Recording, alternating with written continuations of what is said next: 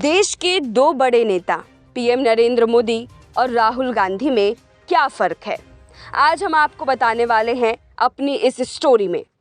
जैसा कि आप जानते हैं, ये दोनों नेता विरोधी पार्टियों से हैं और इनकी विचारधारा बिल्कुल अलग है। ये फ़र्क तो सब जानते हैं, लेकिन किसी भी इंसान या नेता के असली चरित्र का पता तब चलता है जब वो कठिन दौर से गुजर रहा होता है।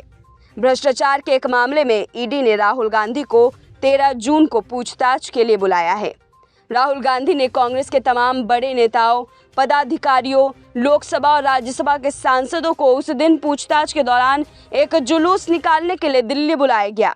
यानी राहुल गांधी जब ईडी दफ्तर में पूछताछ के लिए पेश होने के लिए निकले, तब वो अपने साथ सैकड़ों नेताओं और हजारों कार्यकर्ताओं को लेकर पूरे लाव लश्कर के साथ गए।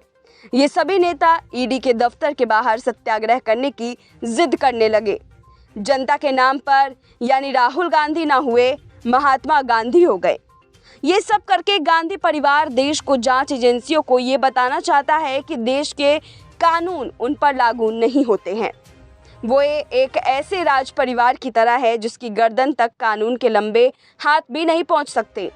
राहुल गांधी से मनी लॉन्ड्रिंग के जिस मामले में पूछताछ होनी है, वो एक पुराना मामला है जिसे आप नेशनल हेराल्ड घोटाले के नाम से भी जानते हैं।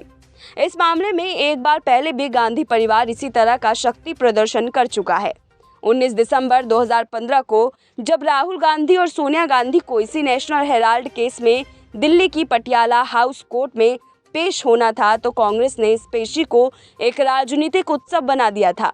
उस समय कांग्रेस के बड़े बड़े नेताओं और सांसदों ने सोनिया और राहुल गांधी के साथ कांग्रेस के दफ्तर से अदालत तक पैदल मार्च किया था। इस बार भी राहुल गांधी ऐसा ही करने वाले थे, लेकिन इस बार दिल्ली पुलिस ने इजाज़त नहीं दी। इस बार बस फ़र्क इतना है कि इस बार राहुल गांधी को अदालत में पेश नहीं होना, बल्कि उन्हें बाकी आम नागरिकों की तरह ईडी के दफ्तर में पूछताछ के लिए जाना है।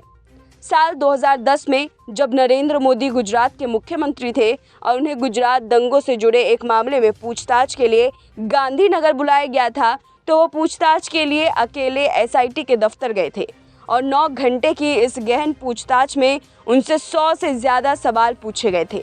लेकिन इसके बावजूद उन्हें इस राजनीतिक उत्सव नहीं बनाया। उस समय इस एसआईटी के हेड थे आर.के. राघवन, जो बाद में सीबीआई के डायरेक्टर भी रह चुके हैं। उन्होंने अपनी ऑटोबायोग्राफी में इस पूछताछ से जुड़ी कई अहम बातों का जिक्र किया है। वो इसमें लिखते हैं कि उस दिन मोदी को 2 बार एसआईटी के दफ्तर बुलाया गया था और उनसे 9 घंटे की लंबी पूछताछ हुई थी। हालांकि इस पूछताछ के बीच में जांच अधिकारी इतना थक गए थे कि उन्होंने मोदी को ब्रेक लेने के लिए कहा, लेकिन मोदी ने उनसे कहा कि वो कानूनी कार्रवाई के बीच में कोई ब्रेक नहीं लेंगे और सारे सवालों के जवाब देकर जाएंगे, क्योंकि उस समय जांच अधिकारी थक चुके थे। इसीलिए उन्होंने 4 घंटे का एक ब्रेक लिया। 4 घंटे बाद मोदी को फिर से एसआईटी के दफ्तर बुलाया गया और उनसे रात 9 बजे से रात के 1 बजे फिर पूछताछ की गई। इस पूछताछ के बाद जब वो वहां से बाहर निकले तो उनके चेहरे पर चिंता नहीं बल्कि मुस्कान थी। बड़ी बात यह है कि इस एसआईटी को तब प्रधानमंत्री मोदी के खिलाफ एक भी सबूत नहीं मिला था।